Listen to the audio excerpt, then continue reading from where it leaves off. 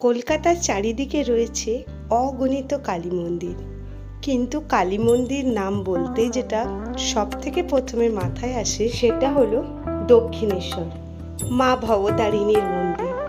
এখানে এসে সত্যি মনটা খুব শান্ত হয়ে যায়। রানী রাসমণি এই মন্দিরের প্রতিষ্ঠাতা, আর শ্রী শ্রী পরমহংসদেব ছিলেন এই মন্দিরের প্রধান পুরোহিত।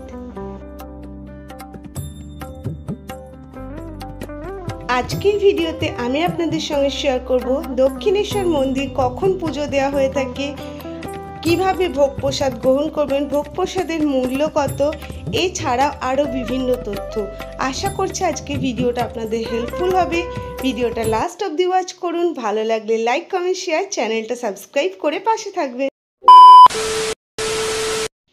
সকাল সকালই চলে এসেছি শিয়ালদা স্টেশনে, গন্তব্যস্থল দক্ষিণেশ্বর। এখান থেকে ধরে নেব ডানকুনিগামী ট্রেন।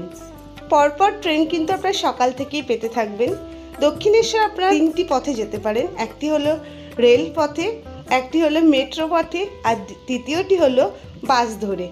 আমরা এসেছি ট্রেনে করে। চলুন সামনে মন্দিরের দিকে যাওয়া হোক। প্রথমে আপনাদেরকে বলি, আপনারা কিন্তু দক্ষিণেশ্বর আসতে চাইলে মঙ্গল শনিবারটা অ্যাভয়েড করার চেষ্টা করবেন। এই দুটো দিন খুব ভিড় হয়। এছাড়াও সপ্তাহের সমস্ত দিনগুলোই ভিড় হয়ে থাকে, কিন্তু মঙ্গল শনিবার সবথেকে বেশি ভিড় হয়। আর চেষ্টা করবেন যতটা সকাল সকাল মন্দিরে আসা সম্ভব হয়, তাহলে আপনারা পুজোটা ভালোভাবে দিতে পারবেন। চলে এসেছি স্কাইওয়াকে, আর স্কাইওয়াকটা দেখতে খুবই সুন্দর। এখানে দেখুন লেখাই আছে দক্ষিণেশ্বর রানী রাসমণি স্কাইওয়াক। 2018 সালের 5ই নভেম্বর এই স্কাইওয়াকের শুভ উদ্বোধন হয়ে থাকে আমাদের মাননীয় মুখ্যমন্ত্রীর হাত ধরে।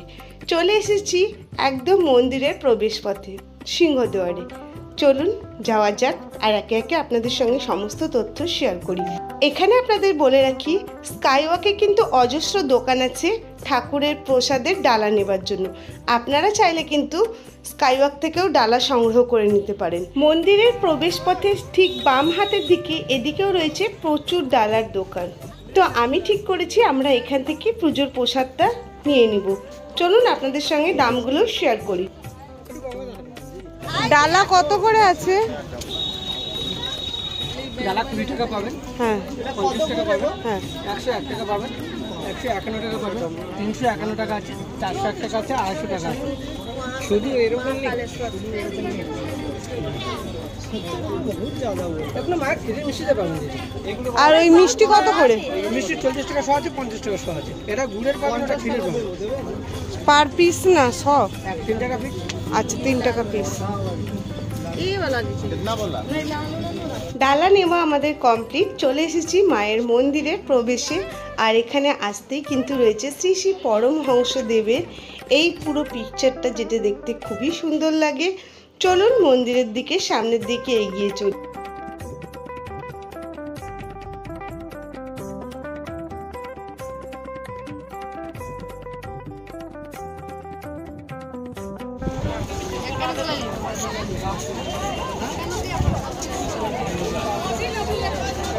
মূল মন্দিরে প্রবেশ করার আগে আপনাদেরকে এই জায়গায় জুতো এবং মোবাইল আর আপনাদের ব্যাগ জমা করে রেখে যেতে হবে।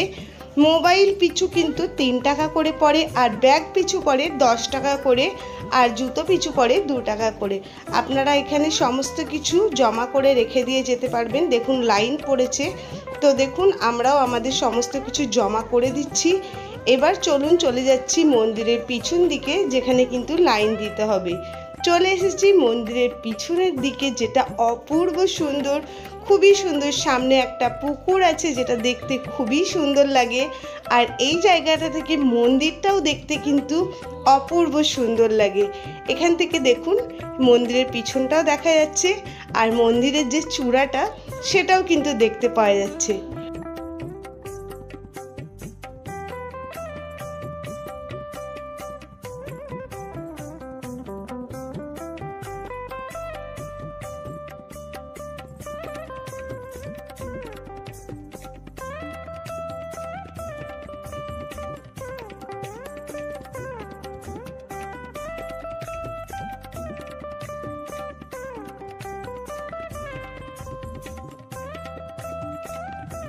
এবারে আমরা চলে যাচ্ছি মায়ের মন্দিরে পুজো দেওয়ার জন্য। মন্দিরে যেহেতু ক্যামেরা মোবাইল কোনো কিছুই অ্যালাউ নয়, পুজো দিয়ে এসে আবার আপনাদের সঙ্গে দেখা হচ্ছে।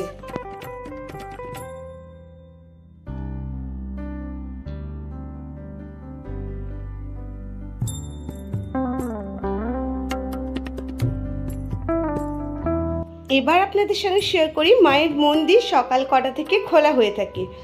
সকাল 6টা থেকে মায়ের পুজো শুরু হয়ে থাকে দুপুর 12টা পর্যন্ত। তারপরে 12টা থেকে দুপুর 3:30 পর্যন্ত মন্দির বন্ধ থাকে। 3:30 থেকে আবার সন্ধ্যে 7:30 অবধি কিন্তু মন্দির খোলা থাকে।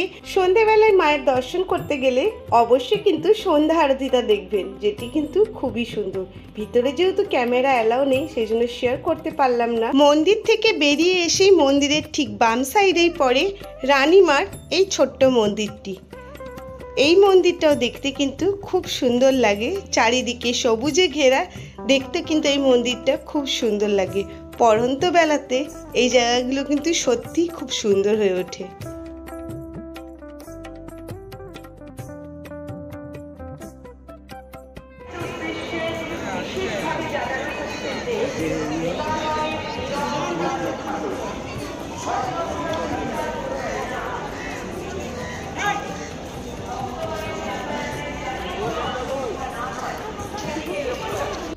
মন্দিরের ঠিক অপোজিট সাইডেই রয়েছে প্রজ্ঞা তীর্থ এই লাইব্রেরিটি, যেখানে রয়েছে রানী রাসমণির ব্যবহৃত জিনিস এবং শ্রী শ্রী পরমহংসদেবের কিছু ব্যবহৃত জিনিস। চলুন শেয়ার করি আপনাদের সঙ্গে। আশা করছি এর আগে এই জায়গাটা আপনাদের সঙ্গে কেউ শেয়ার করেনি। বলতে পারেন ইউটিউবে প্রথমবার আপনাদের সঙ্গে এই জায়গাটা শেয়ার করছি।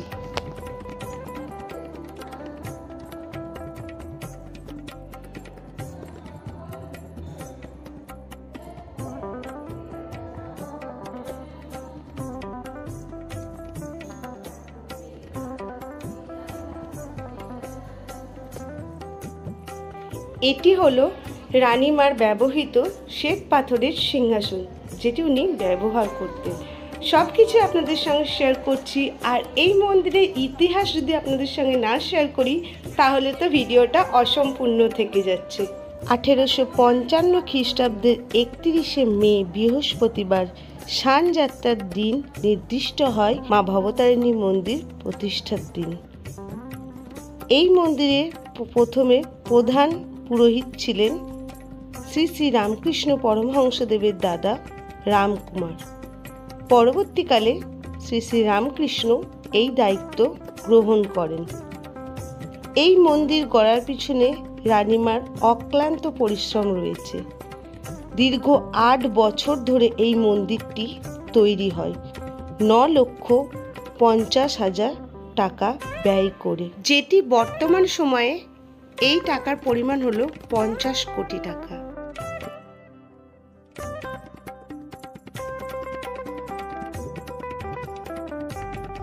এখন যেখানে চলে এসেছি সেটা হলো পঞ্চবটী বন, যেটা কিন্তু এখন বন্ধ করে দেওয়া হয়েছে।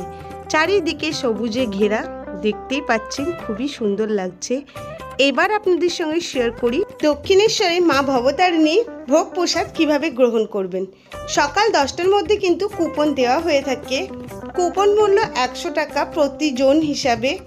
এখানে কিন্তু আপনাদেরকে ভোগ প্রসাদ গ্রহণ করতে হলে সকাল সকাল আসতে হবে এবং 10টার মধ্যে ভোগ প্রসাদের কুপনটা কিন্তু সংগ্রহ করতে হবে। দুপুর 12টার সময় মন্দির বন্ধ হয়ে যাওয়ার পর কিন্তু ভোগ প্রসাদ দেওয়া শুরু হয়ে থাকে।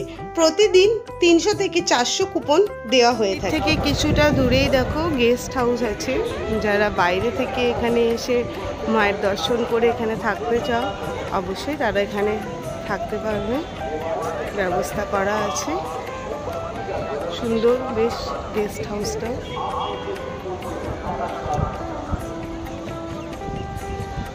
পরিবেশটা এত সুন্দর, তোমরা সকলেই জানো দক্ষিণেশ্বরের পরিবেশ কতটা সুন্দর।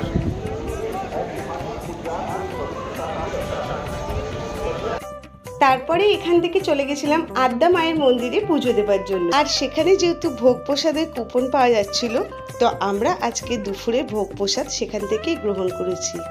প্রতিজন মাথা পিছু সেখানে 60 টাকায় ভোগ প্রসাদ দেওয়া হয়ে থাকে।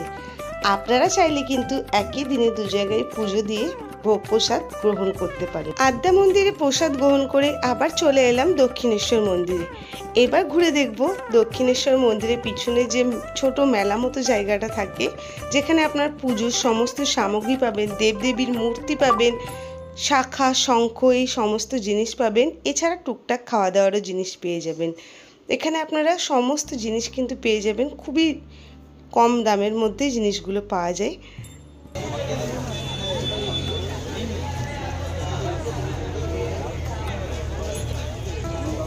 মায়ের ছবিগুলোর দাম কত থেকে শুরু? 20 টাকা থেকে।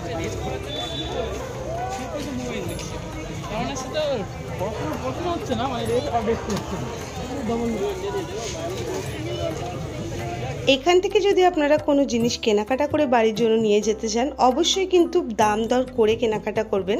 এনারা দাম একটু বেশি বলে থাকে, বার্গেনিং করে ঠিকঠাক মতন কিন্তু কেনাকাটা করলে জিনিস কিন্তু কম দামের মধ্যে পাওয়া যায়।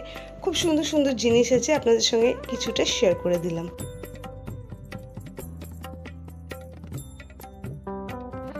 তারপরেই চলে এসেছি মন্দিরের পিছনের দিক, মানে গঙ্গার ঘাটের দিক, যেটা বিকালবেলায় দেখতে কিন্তু অপূর্ব সুন্দর লাগে, দেখতেই পাচ্ছেন। আর এদিকে আছে পরপর যে 12টা শিবলিঙ্গর যে মন্দিরটা, সেগুলো পরপর আছে, যেগুলো দেখতে কিন্তু পিছন দিক থেকে খুবই সুন্দর লাগে। ভিতরে যেহেতু ক্যামেরা অ্যালাউ নেই, সেই জন্য সেগুলো তো শেয়ার করা সম্ভব নয়, পিছন থেকে আপনাদের সঙ্গে শেয়ার করছি। এবার চলুন যাওয়া যাক গঙ্গার ঘাটের দিকে। আজকে এই ভিডিওর মাধ্যমে আমি যতটা পারলাম আপনাদের সঙ্গে খুঁটিনাটি তথ্য শেয়ার করলাম। আশা করছি আজকে ভিডিওটা আপনাদের ভালো লাগবে। যারা এখনও দক্ষিণেশ্বর মন্দিরে আসতে পারেননি, আসতে চাইছেন, তারা আমার ভিডিওর মাধ্যমে দেখে কিন্তু অবশ্যই এখানে ঘুরে যেতে পারেন। প্রতিটা মানুষের কিন্তু দক্ষিণেশ্বর মন্দির সত্যিই খুব সুন্দর লাগবে, এত সুন্দর পরিবেশ আপনারা দেখতেই পাচ্ছেন। চলে এসেছি গঙ্গার ঘাটে। আর যেহেতু এখন পড়ন্ত বিকেলবেলা, তো এখানে দেখতেই পাচ্ছেন সকলে ফটো তুলছে, ব্রিজগুলো দেখতে কতটা সুন্দর লাগছে। আপনারা কিন্তু এই গঙ্গার ঘাটে স্নান করেও কিন্তু মা ভবতারিণীর পুজো দিতে পারেন, আর চাইলে গঙ্গা জলও এখান থেকে নিয়ে যেতে পারেন। তার জন্য কিন্তু এখানে বোতল বা ড্রাম বিক্রি হয়, এছাড়া আপনারা বাড়ি থেকে নিয়ে এসেও কিন্তু নিয়ে যেতে পারেন। আশা করছি আজকে ভিডিওটা আপনাদের ভালো লেগেছে। ভালো লাগলে প্লিজ ভিডিওটাতে অনেক অনেক করে লাইক করবেন, শেয়ার করবেন আপনাদের ফ্রেন্ডস অ্যান্ড ফ্যামিলি মেম্বারদের সঙ্গে। আর ভিডিওটা কেমন লাগলো অবশ্যই কমেন্ট বক্সে আমাকে জানাবেন। চ্যানেলটা সাবস্ক্রাইব করে পাশে থাকবেন। দেখা হচ্ছে খুব শিগগিরই নতুন ভিডিওর সঙ্গে।